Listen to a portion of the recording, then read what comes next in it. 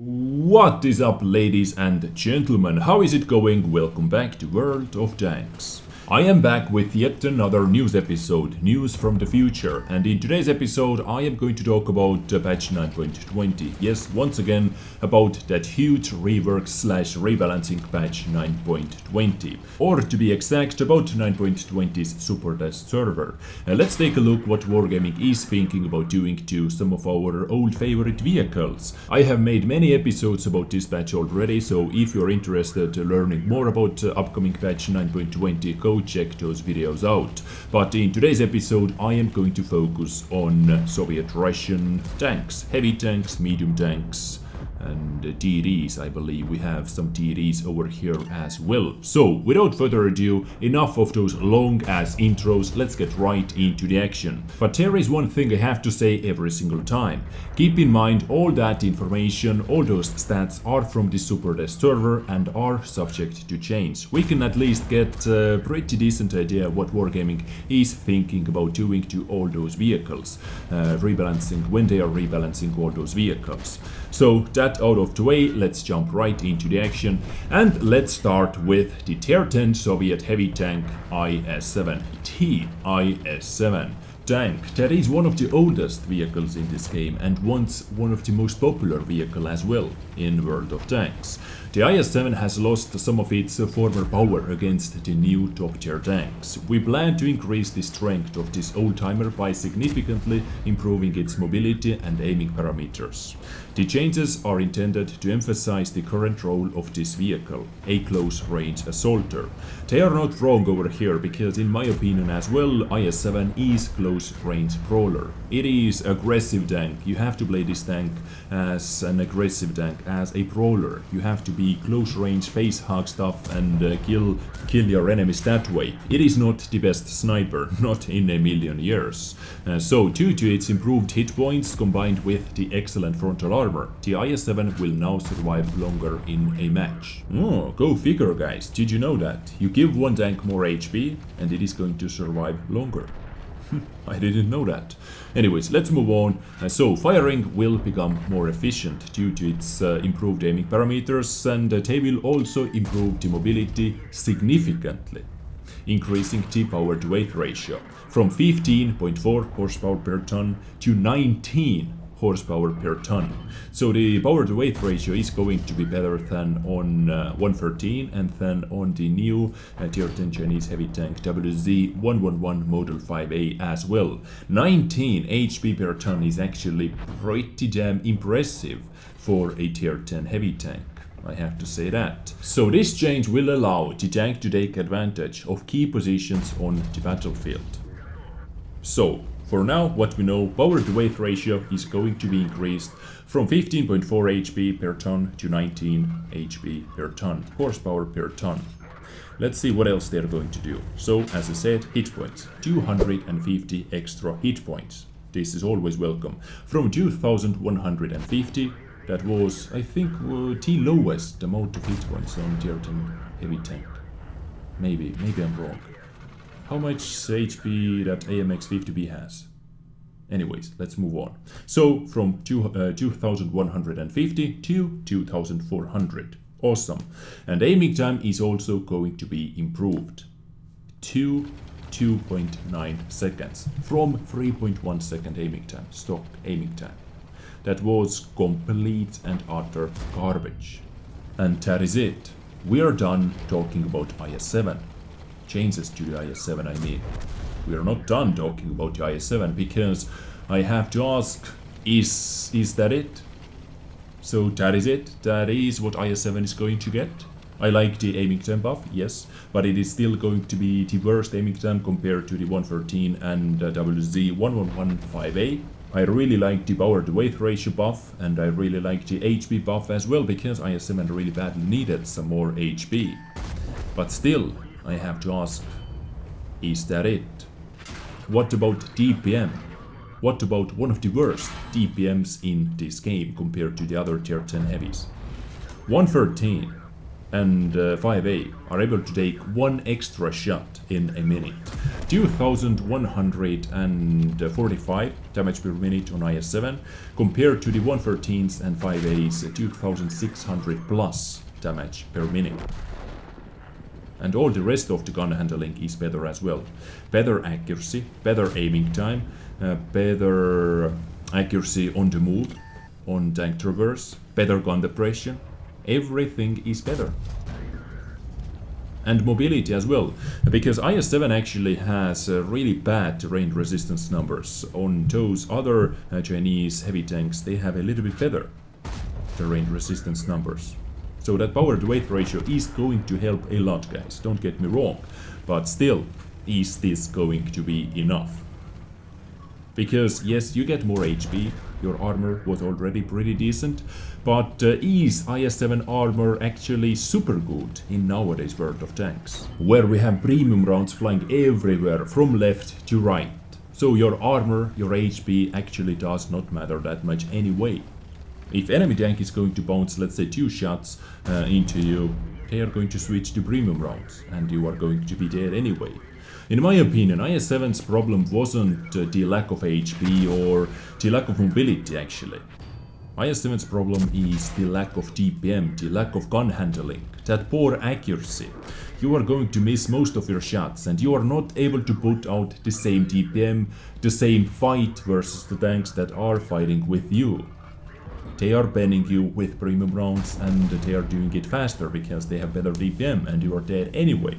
What do you think, guys, about the IS-7? Well, we all know that IS-7 at the moment is like obsolete, is antique tank compared to the Type 5s, mouse tanks and some other tier 10 heavy tanks. There is no secret about that. But what do you think about this new version? About this little bit tuned IS-7? Yeah, let me know. But let's move on into the next topic. And let's talk about some of the Soviet destroyers, changes to the Soviet TD branch leading up to the Object 268. So, the BL-10 gun on the Tier 8 ISU-152 will be replaced by the 152mm D4S gun. In fact, the 152mm D4S gun, this new gun, is similar in its characteristics to the 152mm BL-10 gun, except for the armor penetration, which will be lower. 260mm of penetration on that new gun, on D4S. The current armor penetration on the BL-10 gun, which was 286mm on Tier 8 TD, combined with the 750 HP alpha damage, is simply too effective, says Wargaming. Moreover, we will increase the hit points of this tank, of ISU-152, in order to increase its survivability. The ISU-152 will also lose some of its 122mm gun choices, which will make it easier to recharge the top gun.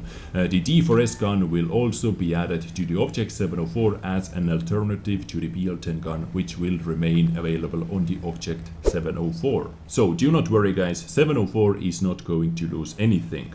ISU is going to lose BL-10 gun, replaced by the D4S gun that is going to lose some penetration, but I believe 260mm penetration is still pretty decent.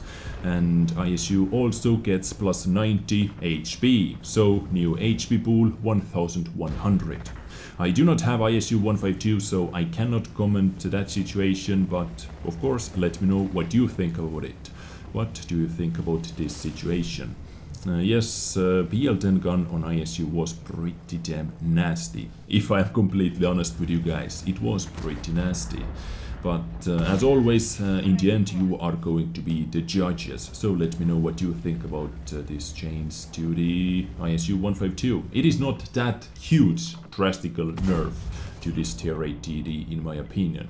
But let's move on. What will happen to the top of the branch? They will significantly increase the speed of the standard shell on Object 268 from 760 meters per second, that was super bad shell velocity by the way, to 950 meters per second shell velocity. And on 268 they will also double the horizontal gun constraint range. Is this the gun arc? from left to right, I believe. Correct me if I'm wrong. But this is going to make firing at long ranges much more effective, and also hitting moving targets is going to be more effective because you do not have to move your hull that often, as much or as far as I understand. I hope I am right this time. So these are changes to the Soviet heavy tanks IS-7, heavy tank IS-7, and to some of the TDs as well. Now let's talk about changes to the Soviet medium tanks. We have some pretty interesting tanks over here. For example, let's start with the crown jewel of the medium tank branch, as they said, the Object 140. That is an excellent vehicle already, and it does its job great. Yes, you are correct over here, but it has its drawbacks, which you often reported, says Wargaming. The armor on the top of the roof. Yes, Object 140's roof armor was one of the only weak spots for lower tier tanks, where they were able to penetrate Object 140. But guess what? Yes, you are correct, they are going to fix it. They are going to get it up to the level of its comrade, the T-62A. So what it means is no more roof overmatching versus 140. So watch out for that. But at the same time, the armor of the hatches on the turret will remain the same. So do not allow your opponents to aim at them. Yes, you are able to penetrate 140's hatches on the top of the turret, but you have to be super close range with 140 to do that, because they are quite small. And how often do you want to be in the close range fight versus 140? Not too very often, I believe. But anyway, let's move on and let's move down by one tier where we have D-54. D-54's frontal turret armor is going to be buffed. Before it was from 200mm to 240mm, and after patch 9.20 most likely it is going to be from 240 to 300mm thick. So a lot better frontal turret armor that is going to bounce a lot more shots. Yeah, a lot more tier 10 shots, seems like it. But now let's talk about some of the guns on D-54. The 100mm D10 T2S gun that leads into the Object 140 will be close range gun from now on. They are going to increase that gun's DPM by 0.4 second. Aiming time buff, yes, but at the same time the accuracy is going to be a little bit worse, and the aiming time as well a little bit worse. So this is going to be your close range gun. 320 alpha damage and 201mm of penetration. And the second 100mm gun called D-54 that leads into the T-62A will be a sniper gun, better accuracy, better aiming time. From now on, aiming time from 2.9 seconds to 2 seconds, guys. A lot better aiming time. And you get all that because your DPM is not the best. 8.5 second reload time. Average damage with one shot is the same, but your penetration is a lot better. 201 compared to the 219. But premium round penetration is the same. 310mm of penetration with premium heat round. D-54 is known for its legendary epic premium heat round, and you are going to see a lot of those flying around. Well, you are seeing a lot of those flying around at the moment anyway. But these were all the changes to the T-54 at the moment, at least. The better turret and some changes to the guns that leads into the 140 and T-62A.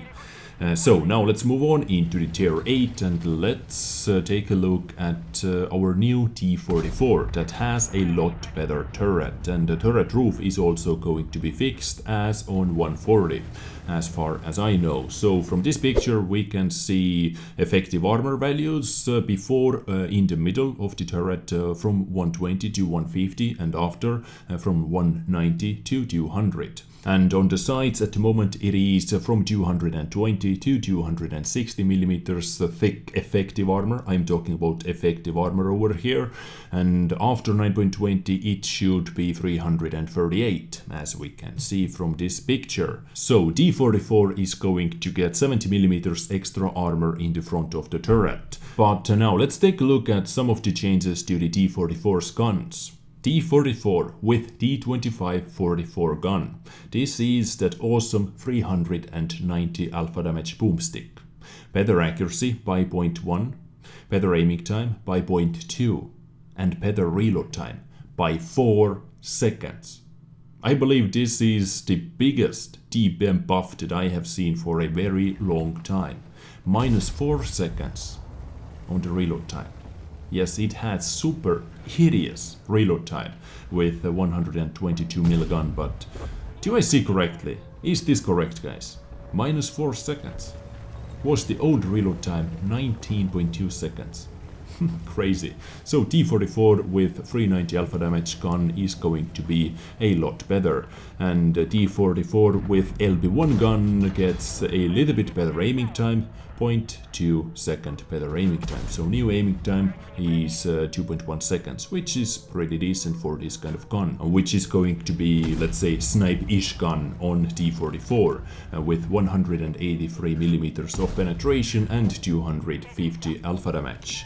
So guys, these were all the changes to the T44, better turret, a lot better turret, and a lot better guns as well, especially that, what was it, D2544, yes, that gun is going to be a lot better. But guys, I believe I am done with today's episode. I am done talking about upcoming changes in the patch 9.20, upcoming changes in the 9.20's Supertest, if I am going to be exact. Most likely some of those changes are still going to change. Inception, changes are going to change, what do you know? And maybe we can, or maybe we are going to see even more information in the future. If I have any more information, of course, I am going to let you know right away. So let me know what you think about all of this, and I catch you in my next episode. Today is Friday, so go out there and enjoy your weekend. Do something awesome and let me know what you did on Sunday or Monday, when you are going to be back over here once again. And guys, do not worry, I said there is going to be a little giveaway as well for you to celebrate my channel's 6th anniversary. I am going to do that, but I need few more days. Yes, sadly, I need few more days because stuff. This is the easiest way to describe my situation at the moment. So give me a few more days, do not worry, there is going to be a little giveaway for you. Just do not worry. In the meantime, you can check out my merch store, Sellout Hype, where there is minus 20% action going on at the moment. Everything is 20% cheaper for you. So you can save a lot of money if you would like to support me at the same time. Now I am done, enough chit chat, let's go, let's do something awesome, and I catch you next time. Take care and bye.